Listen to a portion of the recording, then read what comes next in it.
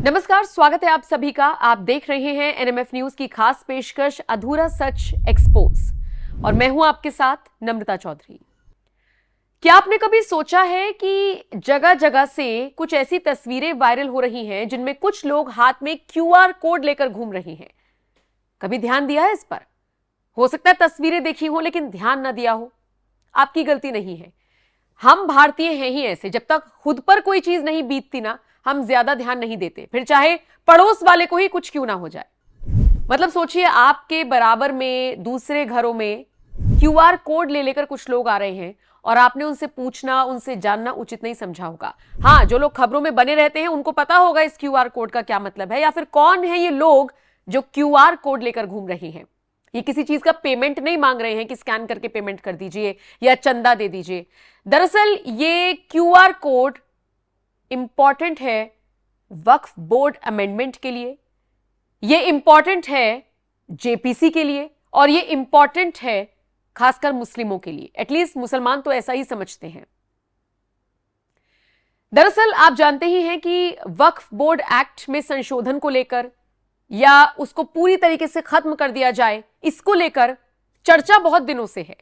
10 साल हो गए हैं मोदी सरकार को आए हुए, लेकिन वक्फ बोर्ड को लेकर बहुत ज्यादा कुछ नहीं किया गया। वक्फ बोर्ड पर जब आप बात करेंगे तो आपको देश में दो खेमे बटे हुए मिलेंगे। एक तरफ वो खेमा होगा जो कहेगा इसकी क्या जरूरत है, क्यों स्पेशल प्रिविलेज देना है किसी एक कम्युनिटी को।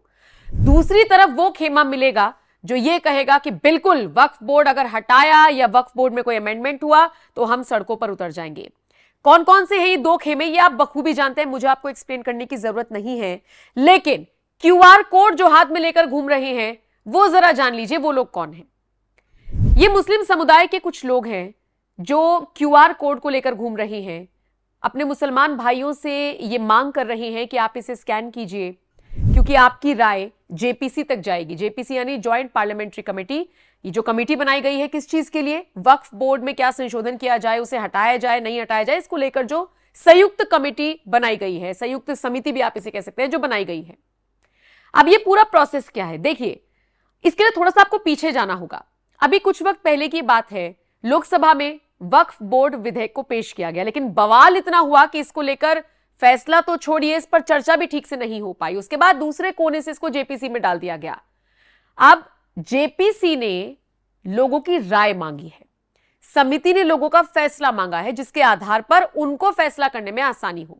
इसमें सरकारी संगठनों के लोग भी हो सकते हैं, इसमें तमाम तरह के लोग, जो भी, अगर आप भी चाहें तो आप भी जाकर दे सकते हैं। जो स्क्रीन पर आप इस वक्त अपनी लिंक देख रही हैं, ये वो वेबसाइट है जिस पर जाकर आप अपनी राय दे सकते हैं। बाकी ये क्यूआर कोड वाली जो व्यवस्था है, ये भी जान लीजिए, क्यूआर कोड को स्कैन करके भी अपनी राय दी जा सकती है।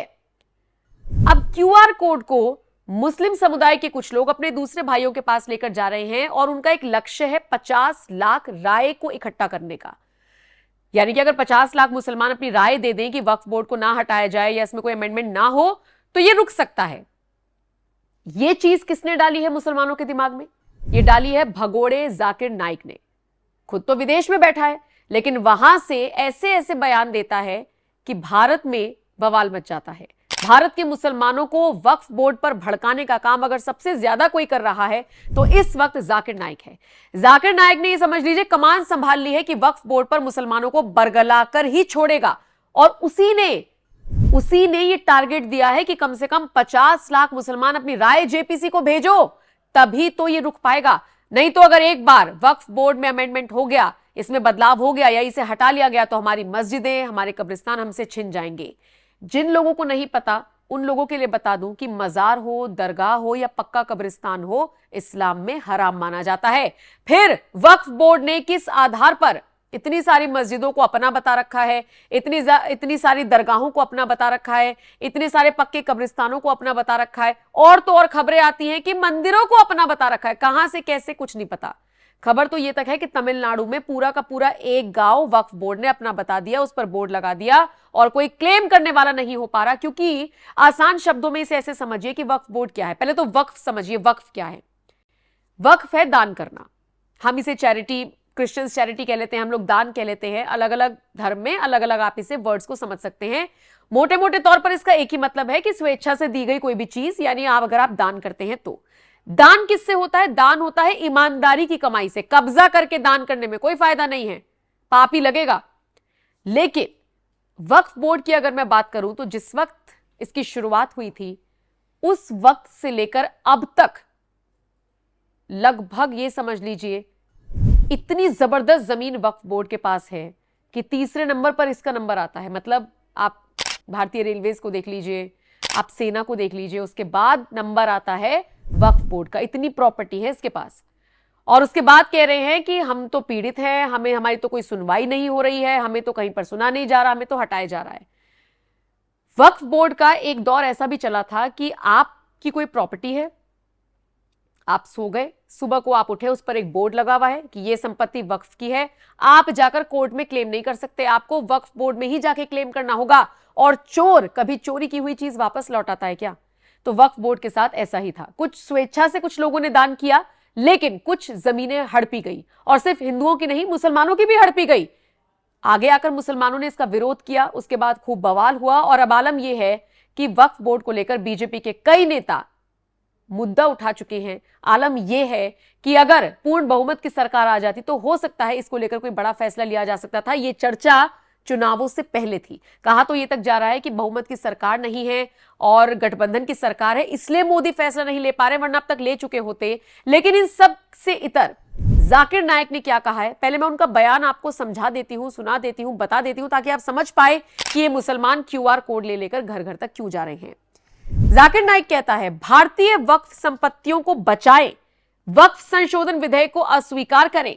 आइए हम सब मिलकर वक्फ की पवित्रता की हिफाजत करें और मुस्तकबिल की पीढ़ियों के लिए इसे बचाने की तरफ आगे बढ़ें। अगर लोग कोई बुराई देखते हैं लेकिन उसे नहीं बदलते तो जल्द ही अल्लाह उन सभी पर अपनी सजा भेजेगा। यह भारत के मुसलमानों के लिए एक जरूरी अर्जेंट कॉल है कि वो इस बुराई को रोके जो वक्फ की पाकीज़गी के खिलाफ है और इस्लामी संस्थाओं के भविष्य पर बुरा असर डालती है। अगर हम इस विधेयक को पारित होने देंगे तो हम अल्लाह के अजाब और आने वाली पीढ़ियों की बद्दुआएं झेलेंगे। बुराई को रोके और इस जिंदगी और परलोक में इसके दायित्व को भुगतें।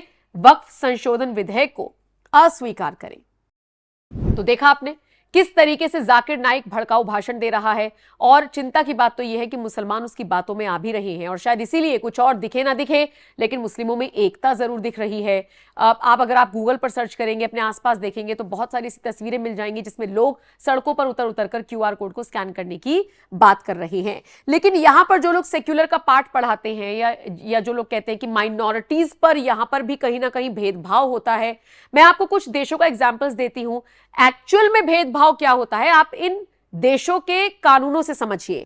जैसे मालदीव्स में हिंदू मूर्ति पूजा नहीं कर सकते, बांग्लादेश में अजान से 5 मिनट पहले पूजा पाठ पर रोक लगा दी जाती है, सऊदी में हिंदुओं को दाह संस्कार करने की इजाजत नहीं है, अल्बेनिया में मुस्लिम महिलाओं की गैर मुस्लिम मर्दों से शादी पर पूरी तरह से प्रतिबंध है, अफगानिस्तान में हिंदू महिलाओं के लिए शरिया जैसा कानून लागू है, मतलब उन्हें भी हिजाब और बुर्का पहनना अनिवार्य है, ईरान ओमान में रमजान के महीने में दिन के वक्त खुले में खाना पीना बैन है, पाकिस्तान में तो अहमदिया मुसलमानों को गैर मुस्लिम ही घोषित कर दिया गया है। मतलब भारत की अगर मैं बात करूं तो देखिए, भारत में हम हर त्योहार अच्छे से मनाते हैं, सेक्युलर है ना, तो हर त्योहार को मनाने की आजादी है, हर त्योहार हर किसी के साथ मनाने की आजादी है। लेकिन दूसरे देशों में देखिए क्या हालात है, ये मैंने आपको ग्राफिक्स के जरिए समझा ही दिया।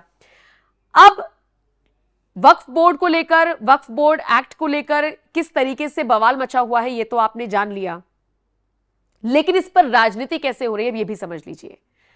मुस्लिम लोग आगे आएंगे, क्यूआर कोड स्कैन कराएंगे, तो हिंदू समाज कहां पीछे बैठेगा?